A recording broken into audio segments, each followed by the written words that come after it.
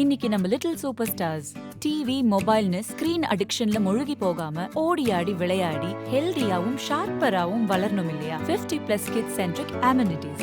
ஸ்டெப்ஸ்டோன் Viram phase 2 kids themed apartments. Stepstone Viram Phase 2 காட்டுப்பாக்கம்ல premium 2 and 3 BHK apartments just 79 lakhs all inclusive.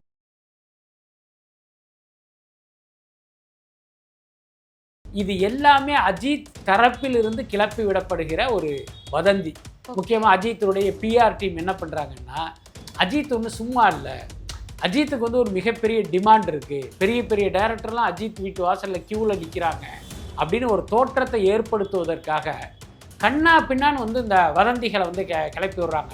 ஜிம்மில் அவர் work out பண்ணிக்கிற அந்த video, எனக்கு தெரிஞ்ச அஜித் வந்து ரொம்ப வருஷமாக ஜிம்மில் ஒர்க் அவுட் பண்ணிட்டு தான் இருக்காரு. இதை நேற்று தான் அவர் ஜிம்மில் ஜாயின் பண்ண மாதிரி அப்படி ஒரு வீடியோ வந்து ஏன் விடணுங்கிறதே தெரியல. முதல்ல நீங்கள் புரிஞ்சுங்க, அதாவது அஜித்குமாருக்கு மார்க்கெட் இல்லைங்கிற உண்மையை சொன்னது வலைபேச்சு தான்.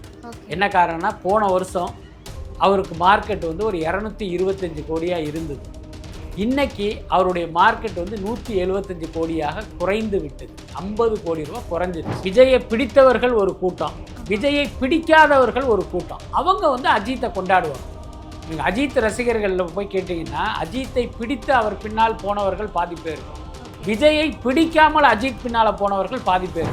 விஜயினுடைய படங்களுடைய வெற்றி, வியாபாரம், விஜய் வாங்குற சம்பளம் இதெல்லாம் வேற ரேஞ்ச். அதோட கம்பேர் பண்ணும்போது அஜித் படம்ங்கிறது ரொம்ப ரொம்ப கீழே இருக்கு. போன மாதம் பார்த்தீங்கன்னா கோயம்புத்தூரில் போய் ஹோட்டலில் ரூம் போட்டு அங்கே இருக்கிற தொழிலதிபர்களையெல்லாம் தேடி போக ஆரம்பித்தார். மில் ஓனரு, ஜுவல்லரி ஓனர்லாம் போய் பார்த்து அஜித்தை வச்சு படம் பண்ணுங்கன்னு இவர் கேட்க ஆரம்பித்தார். அப்படியும் யாரும் முன் வரலை. அதுக்கப்புறமா தான் அஜித்து சொந்த படமாக அதையே அறிவித்தார். இதுதான் உண்மை. கவின் நடித்த முந்தைய படங்கள்லாம் சரியாக போகலை. பிளட்டி பக்கர்லாம் ஒரு பெரிய ஃப்ளாப்பு. அதனால் அவரும் இந்த படத்தை வந்து பெருசாக நம்பிக்கிட்டு இருக்காரு. எனக்கு தெரிஞ்ச அந்த படம் வெற்றி அடைவதற்கு வாய்ப்பு இருக்குது. ஒரு மாதிரி ஒரு பாசிட்டிவ் வைப்பை வந்து கிரியேட் பண்ணியிருக்கு.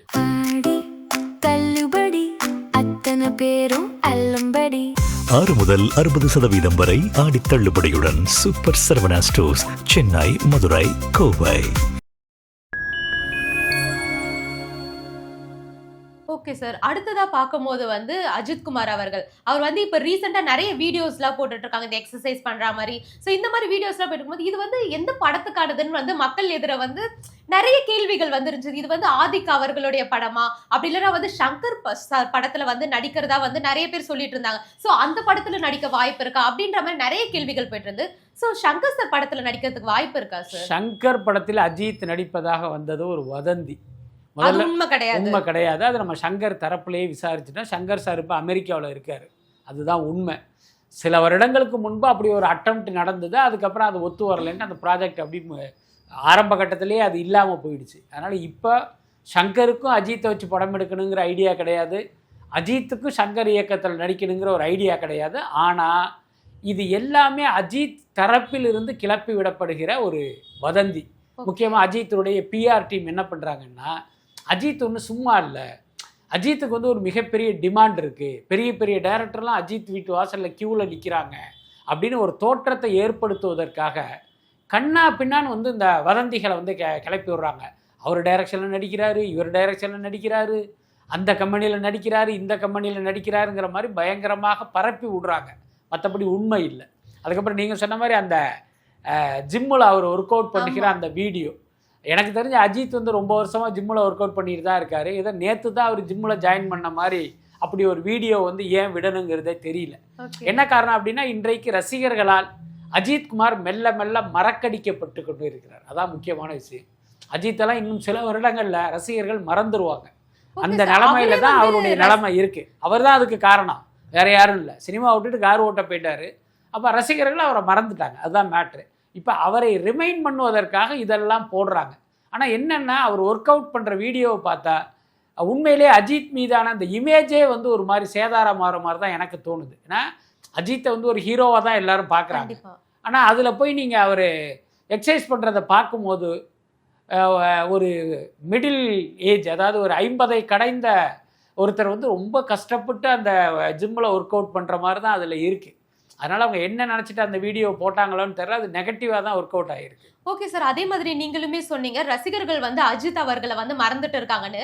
அவர் வந்து நிறைய இடத்துல வந்து ரசிகர்கள் போகும்போது வந்து என் பின்னாடி வராதீங்க, என்கிட்ட போட்டோ எடுக்காதீங்க, அந்த மாதிரி விஷயங்களை தானே சொல்லிட்டு இருக்காரு. அதுக்கப்புறம் ஏன் சார் அவங்களே வந்து பிஆர் டீம் வச்சு இந்த மாதிரி பண்ணணும்? அதான் நல்லா புரிஞ்சுங்க, அஜித் குமார் வேற, அஜித்தினுடைய பிஆர்களுடைய எண்ணம் வேற. அஜித் வந்து தான் மனம் போல வாழணும், தான் விரும்பிய வாழ்க்கையை வாழணும்னு அஜித்குமார் நினைப்பாரு. ஆனால் அஜித்குமாரோட ஒட்டி கொண்டு இருக்கிற ஆட்கள் என்னன்னா, அஜித்குமாரை வச்சு சம்பாதிக்கிற கூட்டம் என்ன நினைக்கும் அப்படின்னா, இவர் சினிமாவில் பெரிய ஆளாக இருந்தால் தான் நம்ம கல்லா கட்ட முடியும். அப்போ சினிமாவில் இவருடைய மவுசு குறையாமல் நம்ம என்னென்ன பில்டப்லாம் பண்ணணுமோ அதை பண்ணுவோன்ட்டு இவங்க பண்ணிக்கிட்டு இருக்காங்க. இத்தனைக்கும் அது அஜித்துடைய நாலேஜோட நடக்குதா, அஜித்தினுடைய அனுமதியோடு நடக்குதாங்கிறது நமக்கு தெரியாது. ஆனால் அஜித்தை வைத்து சம்பாதிப்பவர்கள் செய்கிற வேலை தான் இது. அதுக்கப்புறம் நீங்கள் சொல்கிற மாதிரி அஜித்தினுடைய அந்த ஹார்ட் கோர் ஃபேன் இருக்கான்ல, அவன் அஜித்தை மறக்க மாட்டான். ஆனால் சினிமாவை வந்து ஒரு படத்தை வெற்றி படமாக்குறது காமன் ஆடியன்ஸ் தான். அவங்க நினைவிலிருந்து அஜித்குமார் மெல்ல மெல்ல மறக்கடிக்கப்பட்டு கொண்டிருக்கிறார். அதுதான் உண்மையான விஷயம். ஓகே சார், அதே மாதிரி பார்க்கும்போது வந்து அஜித் சாரோட ரீசெண்டான படங்கள் எதுவுமே வந்து சரியா போகல. அதனால வந்து நிறைய பேருமே வந்து அஜித் சாருக்கு வந்து மார்க்கெட் போயிடுச்சு அப்படின்ற விஷயங்களை தான் வந்து சொல்லிட்டு இருந்தாங்க. ஆனா ரீசெண்டா வந்து சில நியூஸ் சேனல்ல எல்லாம் வந்து அஜித் வந்து இவ்வளோ கோடியில சம்பளம் வாங்குறாரு அந்த மாதிரியான விஷயங்களை வந்து பரப்பிட்டு இருந்தாங்க. இது உண்மையிலேயே உண்மையான டேட்டாவா, அப்படி இல்லைன்னா வந்து இதுவுமே அந்த பிஆர் டீமோட வேலையா சார்? முதல்ல நீங்க புரிஞ்சுங்க, அதாவது அஜித்குமாருக்கு மார்க்கெட் இல்லைங்கிற உண்மையை சொன்னது வலைபேச்சு தான். என்ன காரணம்னா, போன வருஷம் அவருக்கு மார்க்கெட் வந்து ஒரு 225 கோடியாக இருந்தது. இன்னைக்கு அவருடைய மார்க்கெட் வந்து 175 கோடியாக குறைந்து விட்டது. 50 கோடி ரூபா குறைஞ்சிருச்சு. இப்போ யாராவது ஒரு ஸ்மார்ட்டான தயாரிப்பாளராக இருந்தால் ஒரு 5 கோடி 10 கோடி அதிகமாக வியாபாரம் பண்ண முடியும், ஒரு 180 கோடி 185 கோடி பண்ண முடியும்னு நாங்கள் வலைபேச்சில் ஒரு செய்தியை வந்து கேரி பண்ணுறோம். இன்றைக்கி தெரியும், தமிழ் மீடியாக்கள் முக்கியமாக தந்தி டிவியெல்லாம் வலைபேச்சை நம்பி தான் வாழ்ந்துக்கிட்டே இருக்குது. அவங்க டெய்லி நம்ம நியூஸை வந்து லிஃப்ட் பண்ணுவாங்க, அதே மாதிரி இந்த நியூஸையும் லிஃப்ட் பண்ணுறாங்க. அந்த லிஃப்ட் பண்ணும்போது என்ன பண்ணுறாங்கன்னா, அஜித்துக்கு 180 கோடி வியாபாரம் அப்படின்னு லிஃப்ட் பண்ணுறாங்க. டேய், நாங்கள் என்ன சொன்னோம், 225 கோடிங்கிறது 180 கோடியாக குறைஞ்சிருச்சுன்னு சொன்னோம். நீங்கள் சொன்னது அப்படியே ட்விஸ்ட் பண்ணி அவங்க வந்து அதை அப்படியே ட்விஸ்ட் பண்ணி அஜித்துக்கு 180 கோடி சம்பளம், இதை வியாபாரம் அப்படின்னு அதை நியூஸ் ஆக்குறாங்க. நீங்கள் யோசிச்சு பாருங்க, அவர் 185 கோடி சம்பளம் கேட்குறாரு. 185 கோடி சம்பளம் கேட்குற ஒரு ஹீரோவுடைய வியாபாரம் 300 கோடியாக இருந்தால் தான் கட்டுப்படி ஆகும். அதுவே கட்டுப்படி ஆகாது, 350 கோடியாக இருக்கணும். அவர் வியாபாரமே 180 கோடி அப்படின்னா அவருடைய பிஸ்னஸ் எந்த அளவுக்கு தரமட்டமாக இருக்குது, அந்த அறிவு கூட இல்லாமல் இந்த செய்தியை வந்து இப்படி அதை ட்விஸ்ட் பண்ணுறாங்க. அதுதான் உண்மை. ஓகே சார், அதே மாதிரி வந்து இப்போ தமிழ் சினிமாவில் வந்து ஃபர்ஸ்ட் எப்படி இருந்துச்சுன்னா வந்து தல வர்சஸ் தளபதி அப்படின்ற விஷயங்கள் தானே இருந்துச்சு. ஸோ வந்து இப்போதான் விஜய் சார் வந்து அரசியலுக்கு போயிட்டாருல, இப்போ வந்து அஜித் சார் தானே இருக்காரு. அடுத்தது அந்த ஸ்பேஸை வந்து அஜித் சார் பிடிக்கிறதுக்கான வாய்ப்பு இல்லையா? முதல்ல தெரிஞ்சுங்க, தமிழ் சினிமாவில் நம்பர் 1 விஜய், நம்பர் 10 ரஜினின்னு வச்சுக்கோங்க, நம்பர் 20 அஜித்தாக இருந்தார். அதுதான் உண்மை. இருந்தாலுமே வந்து அந்த அளவு எப்படி தானே சார் வந்து, அதாவது ரசிகர்கள் ஓகே விஜயை பிடித்தவர்கள் ஒரு கூட்டம், விஜயை பிடிக்காதவர்கள் ஒரு கூட்டம். அவங்க வந்து அஜித்தை கொண்டாடுவாங்க. நீங்கள் அஜித் ரசிகர்களில் போய் கேட்டிங்கன்னா, அஜித்தை பிடித்து அவர் பின்னால் போனவர்கள் பாதி பேர், விஜயை பிடிக்காமல் அஜித் பின்னால் போனவர்கள் பாதி பேர். புரியுதா இல்லையா? ஸோ இப்போ ரசிகர்களில் 2 துருவங்கள் இருக்காங்க. ஆனால் சினிமாவை பொறுத்த வரைக்கும் வியாபாரம், வெற்றி, இதுதான் ஒரு நடிகனுடைய அந்தஸ்தை தீர்மானிக்கும். அந்த அடிப்படையில் விஜயினுடைய படங்களுடைய வெற்றி, வியாபாரம், விஜய் வாங்குற சம்பளம் இதெல்லாம் வேற ரேஞ்சு. அதோட கம்பேர் பண்ணும்போது அஜித் படம்ங்கிறது ரொம்ப ரொம்ப கீழே இருக்கு. ஆனால் என்னன்னா, இந்த உண்மை எதுவுமே தெரியாமல் அந்த ரசிகர் கூட்டம் 2 துருவமாக நின்றுட்டு மாறி மாறி சண்டை போட்டுக்கிட்டதுனால வெளியிலேருந்து பார்க்குறவங்களுக்கு அடடா விஜய் அளவுக்கு அஜித் வந்து ஒரு பயங்கரமான மார்க்கெட் இருக்கு போல இருக்குன்னு மக்கள் நினச்சிட்டாங்க. ஊடகங்களும் அப்படி நினச்சிருச்சு. ஆனால் உண்மை அது கிடையாது. அவர் அங்கேன்னா இவர் இங்கே, இதுதான் உண்மையான விஷயம். இன்னைக்கு விஜய் போனதற்கு பிறகு இவரால் என்ன பண்ணுறதுனே தெரியல. முன்ன என்ன பண்ணுவார் அப்படின்னா, விஜய் 25 கோடி சம்பளத்தை ஏற்றும் போது இவர் ஒரு 10 கோடி ஏற்றிக்குவார். என்ன காரணம்னா, அவருடைய போட்டியாளர் ஏற்றிட்டாரு, அவர் அளவுக்கு நம்ம வரணும் அப்படின்ட்டு. ரொம்ப வெளிப்படையாக சொல்லணும்னா, அஜித்துடைய சம்பளத்தை, நியாயமான சம்பளங்கிறது இன்னைய தேதிக்கு ஒரு 65 கோடி ரூபா. 65 கோடி ரூபா கொடுத்து நீங்கள் அஜித்தை வச்சு படம் பண்ணிங்கன்னா தான் அந்த தயாரிப்பாளருக்கு ஓரளவுக்கு லாபம் கிடைக்கும். ஆனால் விஜய் வாங்கிய சம்பளம் ஜனநாயகனுக்கு 220 கோடி, 225ன்னு போட்டு 5 கோடி குறைச்சிட்டாரு, 220 கோடி. அப்போ கிட்டத்தட்ட 155 கோடி கம்மியாக சம்பளம் வாங்குறாரு அஜித். வாங்கணும் அஜித், இதுதான் அவருடைய ரேஞ்சு. ஆனால் இவர் என்னன்னா அவர் ஏற்ற இவரும் ஏற்றி கொண்டு போய் 185 கொடுங்கன்னு சம்பளத்தை கேட்டார். யாருமே தரத்துக்கு முன் வரல. கிட்டத்தட்ட 20 தயாரிப்பாளர்கள்ட்ட அஜித்துடைய மேனேஜர் போய் உட்கார்றாரு. சுரேஷ் சந்திராவுக்கு டெய்லி வேலையே ஒவ்வொரு பட கம்பெனியாக போய் கதவை தட்டி அஜித் சார் படம் பண்ணுங்கன்னு போய் உட்கார்றது தான் அவர் வேலை. ஆனால் எந்த கம்பெனியுமே அந்த ப்ராஜெக்டை எடுத்துக்கல. 185 கோடியெல்லாம் கொடுத்தா கட்டுப்படி ஆகுதுன்னு திருப்பி அனுப்பிச்சிட்டாங்க. இப்போ எந்த தயாரிப்பாளரும் படம் தயாரிக்க முன் வரலன்னு தெரிஞ்ச பிறகு சினிமா சம்பந்தம் இல்லாத தொழிலதிபர்களை தேடி போக ஆரம்பிச்சிட்டாரு. போன மாதம் பார்த்தீங்கன்னா கோயம்புத்தூரில் போய் ஹோட்டலில் ரூம் போட்டு அங்கே இருக்கிற தொழிலதிபர்களை எல்லாம் தேடி போக ஆரம்பித்தார். மில் ஓனரு, ஜுவல்லரி ஓனர்லாம் போய் பார்த்து அஜித்தை வச்சு படம் பண்ணுங்கன்னு இவர் கேட்க ஆரம்பித்தார். அப்படியும் யாரும் முன் வரலை. அதுக்கப்புறமா தான் அஜித்து சொந்த படமாக அதையே அறிவித்தார். இதுதான் உண்மை. இந்த உண்மை எதுவுமே மக்களுக்கும் தெரியாது, இங்கே இருக்கிற ஊடகங்களுக்கும் தெரியாது. ஊடகங்களை பொறுத்த வரைக்கும் வாட்ஸ்அப் நியூஸுகளை வாந்தி எடுக்கிறது தவிர அவங்களுக்கு எதுவும் தெரியாது. களத்தில் இறங்கி நீங்கள் போனால் தான் இந்த செய்திகள் எல்லாமே உங்களுக்கு தெரிய வரும். அதனால் நீங்கள் விஜய் அளவுக்கு அஜித்துக்கு வந்து இங்கே வியாபாரம் இருக்கிறதா யாரும் நினச்சாங்கன்னா அது தவறு. அது ஓகே சார். அடுத்ததாக பார்க்கும்போது நிறைய பிரச்சனைகளுக்கு பிறகு வந்து அரசனோட படப்பிடிப்பே வந்து தொடங்குச்சு. இப்போ வந்து அந்த படத்தை எடுத்தது வரைக்கும் வந்து சிம்பு சாருக்கு வந்து போட்டு காட்டினதா ஒரு நியூஸ் வந்து வந்துச்சு. ஸோ இது உண்மையா சார்? அப்படிதான் நமக்கு தகவல் வந்தது. அதை கூட நாங்கள் வலைபேச்சில் சொன்னோம். கிட்டத்தட்ட ஒரு 1.5 மணி நேரம் 1.25 மணி நேரம் ஃபுட்டேஜ் வந்து எடிட் பண்ணி சிம்புக்கு போட்டு காட்டினார். அதுக்கப்புறம் இவருக்கு நம்பிக்கை வந்ததுக்கு பிறகு எவ்வளோ நாள் வேணாலும் டேட் கிடுங்க, நான் வந்து தர்றேங்கிற மாதிரி சொன்னதாக ஒரு தகவல் இருக்குது. பட் அதை எப்படி நம்புறதுன்னு தெரில. ஏன்னா இது சிம்பு சம்மந்தப்பட்ட செய்தியாக இருப்பதால் நம்ம அதை பொறுத்திருந்து தான் பார்க்கணும். ஏன்னா இப்போ நாளைக்கே வந்து சிம்பு ஷூட்டிங்க்கு மட்டம் போட்டுட்டு கிளம்பிட்டான்னு வச்சுக்கோங்க, அப்போ இந்த செய்தியே அது பொய்யாயிடும். ஏன்னா அதனால் அது நடக்கும்போது தான் அது உண்மையாக என்னங்கிறதே நம்மளால் சொல்ல முடியும். Okay sir. அடுத்ததாக வந்து நயன்தாராவும் கவின் அவர்களும் வந்து சேர்ந்து நடிக்கிற ஹாய் படம் வந்து August 28 வந்து ரிலீஸ் ஆக போகிறதா இருக்குது சார். படம் வந்து எந்த அளவுக்கு எதிர்பார்க்கலாம் சார்? அது ஆக்சுவலி பார்த்தீங்கன்னா ஹாய் படம் வந்து இந்த வாரமே ரிலீஸ் ஆக வேண்டியது. August 14 ரிலீஸுங்கிற மாதிரி தான் அவங்க பிளான் பண்ணியிருந்தாங்க. ஆனால் இதில் பார்த்தீங்கன்னா நான் ஏற்கனவே சொன்ன மாதிரி கடந்த வாரங்களில் வெளியான பல படங்கள் இன்னும் தியேட்டரில் ஓடிட்டு இருக்கு. ஜனநாயகன், ஒடிசி, ஸ்பைடர்மேன், இந்த படங்கள் எல்லாமே தியேட்டரில் இருக்குது. டிசி நல்லா போயிட்டுருக்கு.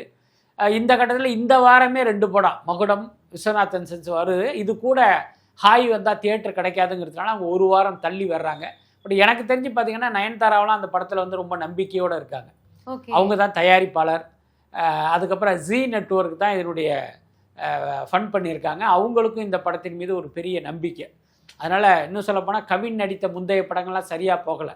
பிளட்டி பக்கர்லாம் ஒரு பெரிய ஃப்ளாப்பு. அதனால் அவரும் இந்த படத்தை வந்து பெருசாக நம்பிக்கிட்டு இருக்காரு. எனக்கு தெரிஞ்ச இந்த படம் வெற்றி அடைவதற்கு வாய்ப்பு இருக்குது.